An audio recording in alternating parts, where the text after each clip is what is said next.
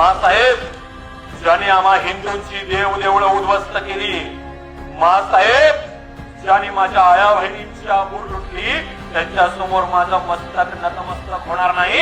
आई, तुम्हाला शब्द दे, माझं मस्तक तुझ्या चरणावर अर्पण करतो, पण माझं मस्तक यांच्या समोर नतमस्तक होणार नाही. हे वयाच्या 10व्या वर्षी छत्रपती शिवाजीराजांच्या मुखातील बोल आहे, तेवढं लक्षात.